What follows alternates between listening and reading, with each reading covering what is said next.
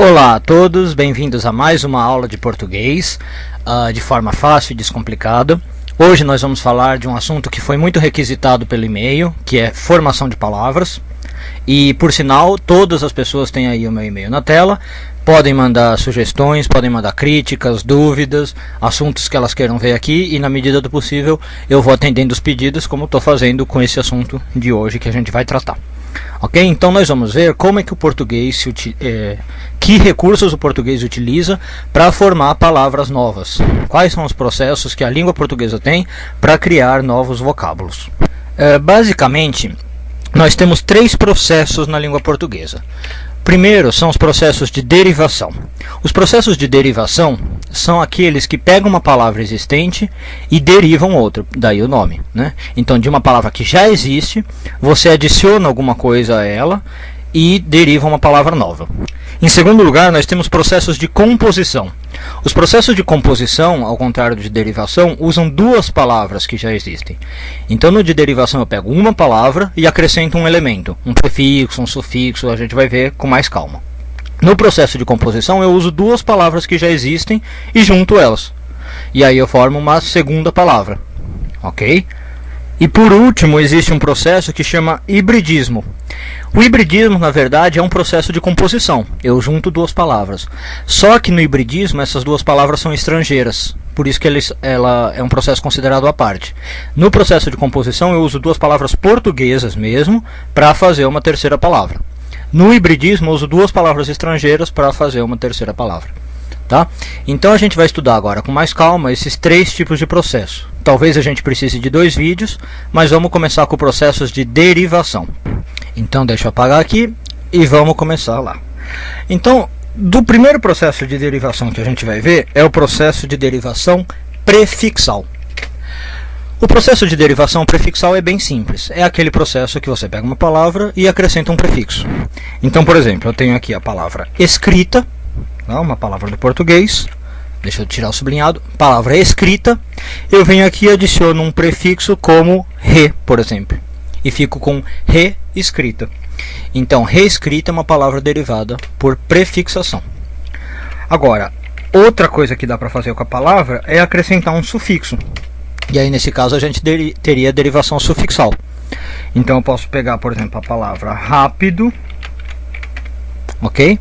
E vou acrescentar um prefixo mente, que é um prefixo um sufixo muito comum do português. E nesse caso a gente vai ter uma pequena mudança na palavra rápido, né? Vai ficar sem acento, desculpe, rapidamente. Tá? Então, rapidamente é uma palavra derivada por sufixo de rápido. Tá? É uma derivação sufixal de rápido. Ok? Agora, também pode acontecer de numa palavra eu usar um prefixo e um sufixo ao mesmo tempo. Então, nesse caso, deixa eu escrever aqui, a gente vai ter uma derivação prefixal e sufixal junto.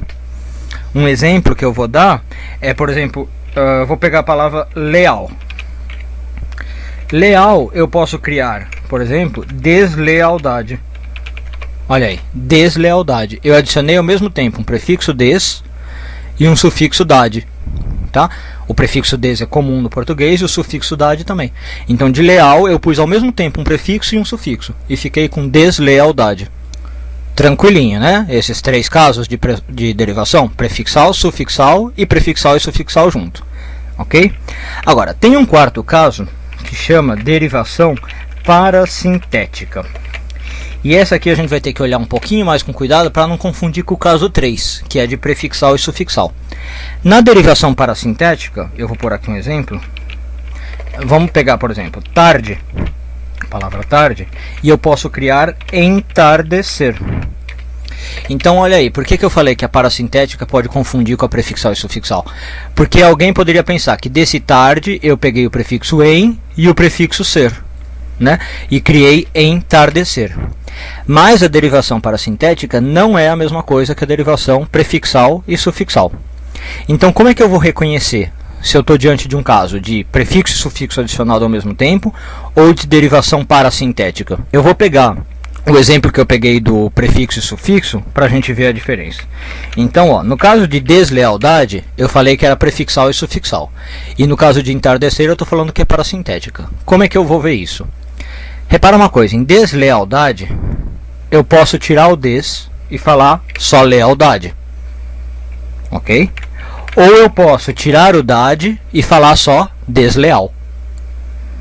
Agora, se eu tentar fazer isso em entardecer, eu não consigo. Eu não posso falar só entarde, tirando o ser. Do mesmo jeito, eu também não posso falar tardecer, tirando o em. Então, essa é a diferença entre parasintética e prefixal e sufixal. Na prefixal e sufixal, justamente por ser um prefixo e sufixo, eu posso tirar uma das pontas da palavra e ficar com uma palavra. Eu posso tirar o des e fico com lealdade. Posso tirar o dade e fico com desleal, justamente porque é um prefixo e um sufixo. Eles são adicionados independentemente. Na parasintética, não é um prefixo e um sufixo. Então não posso tirar o ser e não posso tirar o em. Tá ok? A mesma coisa, vamos ver aqui, ó, por exemplo, amanhecer, que obviamente é uma palavra derivada de manhã. Opa, escrevi errado aqui. Amanhecer. E aí eu quero saber, será que é manhã com prefixo a e com sufixo c? Ou será que é parasintética? Só tentar tirar aqui para você ver, ó. Eu posso falar amanhecer? Não posso. E do mesmo jeito não posso falar amanhã. Ok? Então é uma derivação parasintética e não prefixal e sufixal. O quinto caso de derivação, que é o nosso penúltimo caso, chama derivação regressiva. Por que significa regressiva? É o seguinte, eu pego uma palavra do tipo atrasar, que é um verbo. Opa, tô mal aqui de digitação. Atrasar, que é um verbo, e formo o substantivo atraso. Então por isso que significa regressiva. A palavra diminuiu, ela regrediu, tá vendo? Ela era atrasar, era mais longa, tinha esse ar aqui, e ficou atraso. Então geralmente a regressiva é desse caso aí. É um verbo que cria um substantivo. E tem vários exemplos desse na língua portuguesa. Tá? Geralmente são verbos criando substantivos. E por último, eu tenho um caso que chama derivação imprópria. Por que é chamada imprópria? Porque acontece o seguinte, eu pego uma palavra que tem uma função e uso com outra função. Por exemplo, relâmpago. Relâmpago é um substantivo, né? Eu falo o relâmpago, os relâmpagos, é um substantivo. Mas eu posso falar, por exemplo, guerra, certo? Opa. Posso falar guerra, relâmpago. Quando eu falo guerra, relâmpago, esse relâmpago virou adjetivo de guerra, porque guerra é o substantivo. Então, nesse caso, relâmpago é uma palavra nova, é considerada uma outra palavra. Eu tenho relâmpago substantivo e relâmpago adjetivo. O relâmpago adjetivo é uma derivação imprópria do relâmpago substantivo. Então, esse também é um fenômeno do português. Usar uma palavra que tem uma função com outra função. Nesse caso, um substantivo por um adjetivo. E essa nova palavra usada com uma nova função é considerada uma nova palavra. Tá? É considerada uma derivação. Então, só para revisar, processos de derivação que a gente viu. Vou colar aqui na tela. Então, olha lá, processo de derivação. Ou eu ponho um prefixo, ou eu ponho um sufixo. Posso pôr um prefixo e sufixo ao mesmo tempo, do tipo deslealdade.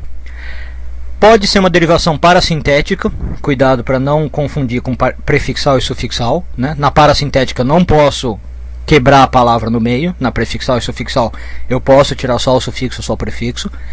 A regressiva, que geralmente é um verbo criando um substantivo. E a derivação imprópria, que é quando eu pego uma palavra que tem uma função do tipo substantivo e uso como adjetivo. Ok? Então, como eu previa, a gente vai precisar mais um vídeo, tá? Porque a gente só abordou aqui os processos de derivação.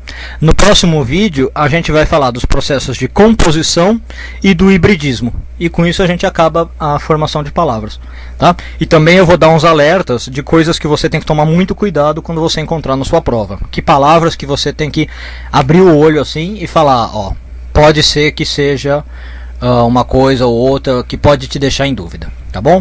Então, espero vocês no próximo vídeo de formação de palavras, onde a gente vai falar de processos de composição. Até a próxima!